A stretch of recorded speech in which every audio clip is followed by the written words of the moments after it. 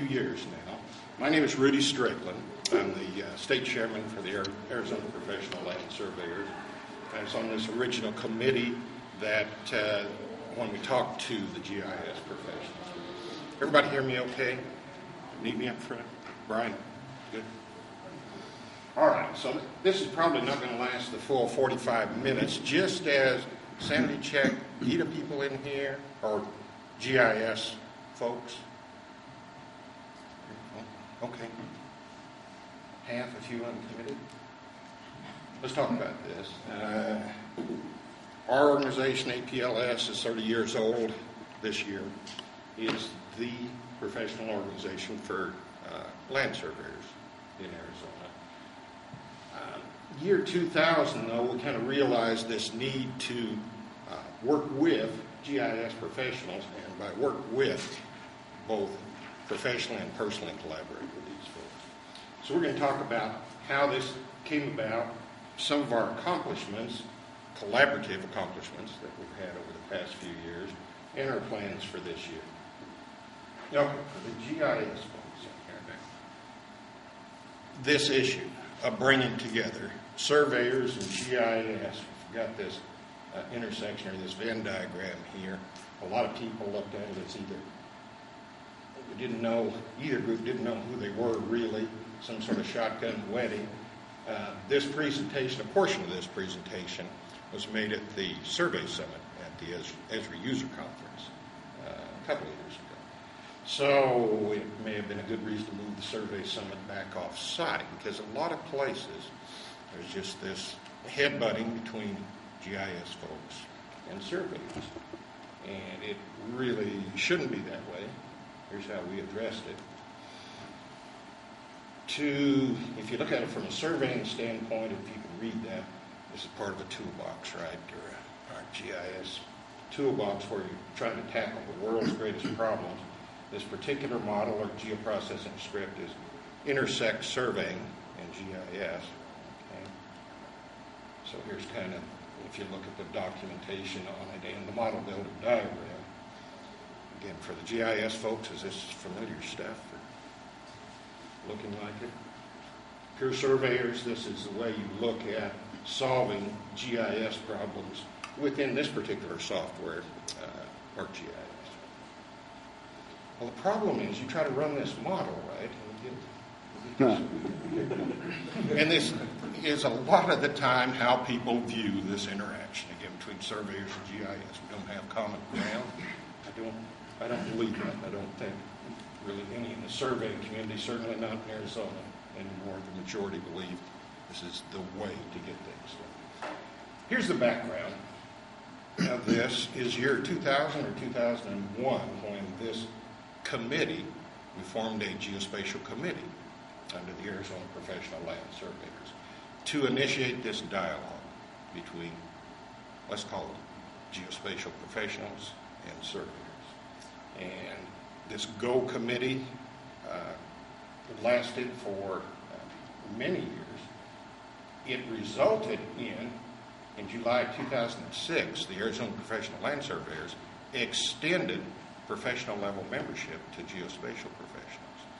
So now, the geospatial professionals, and we'll take a look at, there's a membership form. There's a little bit of vetting to get included under this category of membership, but I don't think too onerous. At any rate, the geospatial professionals now have the full voting rights within the organization. Conceivably, they can vote themselves to take over the organization. Maybe not likely. Current membership in APLS is around 600. We were close to a high of 900 or so in previous years. Currently, our geospatial professionals, those that elect to have membership as such, I think there's about 22 people. Pat, I'm looking over at you. I'm not sure. I think approximately 22. So you think 622. Still, most of those 22 are, well, like, Brian, you're a geospatial professional? I am too. Okay, Pat. Folks that are in management positions, in GIS responsibility positions, those that kind of get it as far as the importance of this sort of association. In 2008, this committee became an Arizona Professional Land Surveyors chapter. Previously, we had chapters, geographic chapters, like a lot of organizations. Like Pat, the Saguaro chapter in the southern part of the state. 8 different chapters, geographic chapters. This is the first one that's all-inclusive and statewide. So you can belong to that chapter. You can also belong to geographic chapters. The whole thing about all of this is this notion of inclusion, that the geospatial professionals can have representation. They're represented on our state board. They have 2 representatives. They are included in every possible thing that land surveyors do in the state. Okay, questions so far about this? I mean, this is kind of the net of it. We extended membership to geospatial professionals. What impact did you think on that last item when you were incorporated into the or made an official APLS chapter? Was that maybe an emotional thing of, hey, we finally gotten here, so we're all one group now? Or I think the most emotional part. Good question. I think the most emotional part was when we extended the membership in July 2006. That was by unanimous vote. And it's one of these things where a lot of people came to speak as one of our, typically our board meetings are the board, the 15 quorum members of the board, not too many other people. It's a packed house. And it was in support. I can't remember anybody that stood up and said, this is a crazy idea. So it kind of came, I guess it came at a good point. That confluence was just a good feeling. So it was emotional then. The emotion was, why did we wait so long? Maybe it was a thing. Has there been any reaction against it? Not in public. We haven't seen any downside at all from this. Again. And it's because both sides actively participate. It's like this situation here in GITA.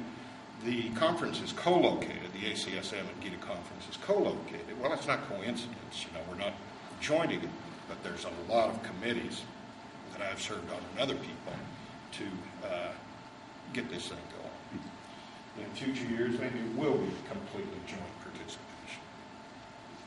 So, good question, but no protest, let's say, or anything like that. And it's funny because you laugh at emotion, but that's really what it. Well, we have a lot of what it is. Members that are still to this day upset that we have the geospatial people, but they don't participate in the organization very much anymore. So it's kind of a transition. Yeah, it really is. You're still president of the Saguaro chapter? Yeah. Okay, so Pat Garrity is who's speaking there. Seen any other ACSM or Larry Spire. Larry, you were involved in this, of course, from the beginning. This just calls out professional membership, 2 professional level classes, professional surveyor, geospatial professional. Our organization of professional surveyors are registered.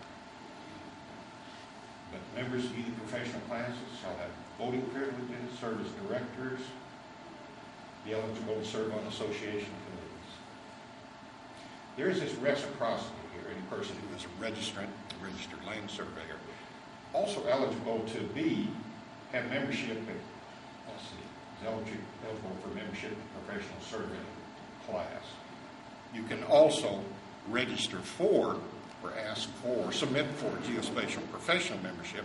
You have to go through the same vetting. It's not like if you're a surveyor and you automatically get geospatial professional status. You have to apply for it and get approved. We recognize there are mutual skills, complementary skills we're talking about here. One group doesn't have the ownership or majority of skill sets. They're complementary.